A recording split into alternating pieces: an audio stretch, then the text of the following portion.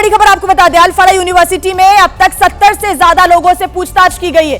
6 लोगों की हिरासत में लेकर उनसे पूछताछ जारी है। तो वहीं अल फलाह यूनिवर्सिटी प्रशासन ने भी अब बयान दे दिया है। धमाके में गिरफ्तार 2 डॉक्टर्स और मुख्य संदिग्धों के साथ यूनिवर्सिटी का कोई संबंध नहीं है। ये बड़ा बयान यूनिवर्सिटी के तरफ से सामने आया है। बड़ी खबर इस वक्त हम आपको बता दें कि अल फलाह यूनिवर्सिटी में अब तक 70 से ज्यादा लोगों से पूछताछ की गई है। 6 लोगों को हिरासत में लेकर पूछताछ जारी है, क्योंकि ये लगातार सामने आया था कि धमाके में जिनकी गिरफ्तारियां हुई हैं, जो 2 डॉक्टर्स बताए जा रहे हैं और मुख्य संदिग्ध हैं, उनका कहीं ना कहीं संपर्क इसी यूनिवर्सिटी के साथ रहा है। लेकिन अब अल फलाह यूनिवर्सिटी प्रशासन ने बयान दिया है कि इन 2 डॉक्टर्स और मुख्य संदिग्धों के साथ हमारा कोई संबंध नहीं है। हालांकि पूछताछ लगातार जारी है। 6 लोगों को हिरासत में लेकर भी पूछताछ चल रही है। क्या इनके साथ कोई कनेक्शन रहे हैं, यहां पर जो दूसरे डॉक्टर्स पढ़ रहे हैं, जो दूसरे लोग हैं, उनके साथ क्या इन डॉक्टर्स के संपर्क रहे हैं, और जो मुख्य संदिग्ध यहां पर बताए जा रहे हैं, क्या उनके भी कॉन्टैक्ट इनके साथ रहे हैं या फिर नहीं। अल फलाह यूनिवर्सिटी प्रशासन के द्वारा हालांकि कहा गया है कि उन लोगों के साथ हमारा कोई भी संबंध नहीं है, क्योंकि ये पढ़े लिखे डॉक्टर्स हैं जिनका हाथ इस पूरे धमाके में बताया जा रहा है। इसी वजह से अब तक बड़ी गिरफ्तारियां हुई हैं अल फलाह यूनिवर्सिटी की तरफ से। लेकिन अब ये बयान सफाई के रूप में सामने आया है।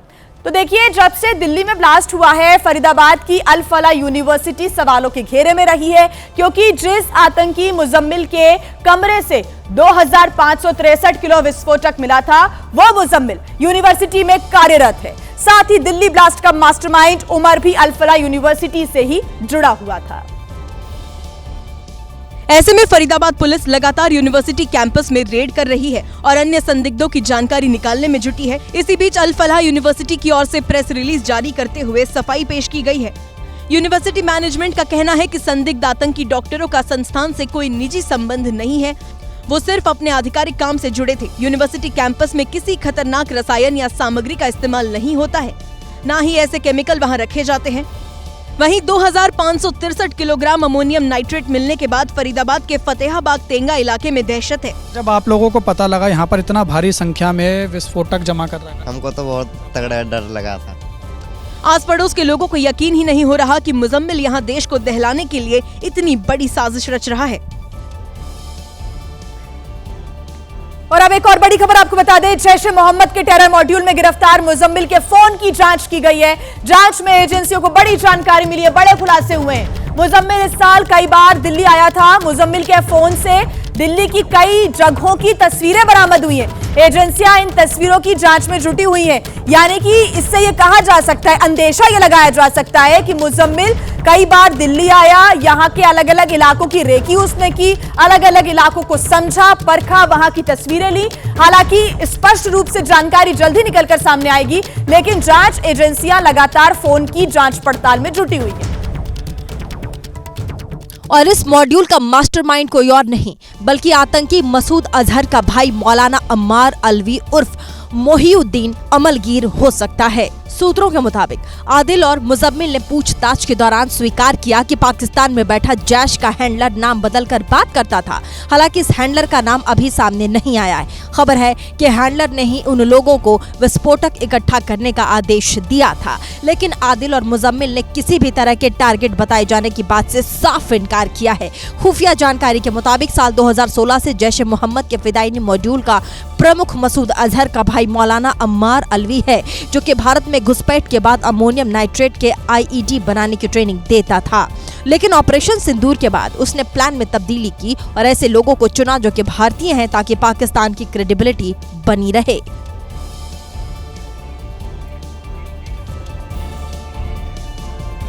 देखिए, जांच एजेंसियां हर एक स्टेप को खंगालने में जुटी हुई हैं और आगे बढ़ रही हैं। टेरर मॉड्यूल के नए तार सामने आ रहे हैं। पर्दाफाश करते हुए कई लोगों को गिरफ्तार किया गया है, उनमें एक इमाम और मौलवी भी शामिल है। धमाके के बाद जम्मू कश्मीर पुलिस ने 7 लोगों को गिरफ्तार किया, जिनमें शोपियां के रहने वाले इमाम इरफान अहमद भी हैं। आरोप है कि इरफान ने भी डॉक्टरों को कट्टरपंथी बनाने में अहम भूमिका निभाई थी, लेकिन उनके परिवार ने आरोपों को सिरे से खारिज कर दिया है। हमने कल न्यूज सुनी है कि उसको रेड फोर्ट वहाँ पे ब्लास्ट हुआ, उस इल्जाम में उसको गिरफ्तार किया गया है, लेकिन उसको 18 तारीख को गिरफ्तार किया गया है। जम्मू कश्मीर पुलिस ने हरियाणा के मेवात से भी एक मौलवी को हिरासत में लिया। मौलवी इश्तियाक को श्रीनगर लाया गया। वो फरीदाबाद में अल फलाह विश्वविद्यालय परिसर में एक किराए के मकान में रह रहा था। दावा है कि पुलिस ने उसके घर से ही 2500 किलोग्राम से ज्यादा अमोनियम नाइट्रेट, पोटेशियम क्लोरेट और सल्फर बरामद किया था। अब देखिए, मामले में जांच के बीच आरोपी मुजम्मिल को लेकर पुख्ता जानकारियां लगातार सामने आ रही हैं। आपको बता दें, इसको जानकर यह आसानी से समझा जा सकता है कि मुजम्मिल और उसके साथियों की जो प्लानिंग है वो काफी बड़ी थी और कुछ बहुत बड़ा ये सभी मिलकर प्लान कर रहे थे। दिल्ली ब्लास्ट मामले में गिरफ्तार मुजम्मिल के फोन की जांच के दौरान कई अहम खुलासे हुए, जिनके मुताबिक मुजम्मिल के फोन से दिल्ली की कुछ जगहों की तस्वीरें मिली। जांच एजेंसियों को पता चला कि मुजम्मिल इस साल कई बार दिल्ली आया था, जिससे ये अंदाजा लगाया जा रहा है कि उसका दिल्ली आना उसकी प्लानिंग का ही हिस्सा था। अब जांच एजेंसियां ये पता लगाने में जुट गई हैं कि वो दिल्ली में किन लोगों से मिला और क्या वो अकेला ही दिल्ली आया था या फिर उसके साथ कोई और भी था। फिलहाल मुजम्मिल पुलिस की गिरफ्त में है और उससे पूछताछ जारी है।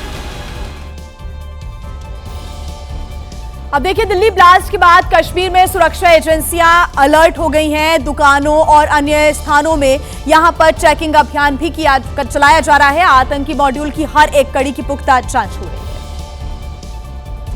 जो जानकारी मिली है उसके मुताबिक शोपियां में जमाते इस्लामी के 200 से ज्यादा ठिकानों पर छापा मारा गया है। करीब 1000 से ज्यादा संदिग्ध लोगों को पूछताछ के लिए हिरासत में लिया गया। इनमें से सबसे ज्यादा लोग दक्षिण कश्मीर के पुलवामा, शोपियां, अनंतनाग, पहलगाम जैसे इलाकों के रहने वाले हैं। नादिगाम में जहां डॉक्टर हमीद फयाज के घर पर छापेमारी हुई, तो वहीं चित्रगाम में मोहम्मद यूसुफ फलाही के घर पर छापा मारा गया।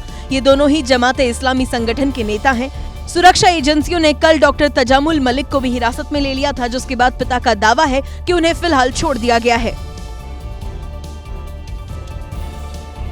तो देखिए, कई लोगों को इस वक्त हिरासत में लेकर उनसे पूछताछ लगातार की जा रही है। कई संदिग्धों के नाम सामने आ रहे हैं, लेकिन यहां पर पूरे देश भर में इस वक्त छापामार कार्रवाई चल रही है।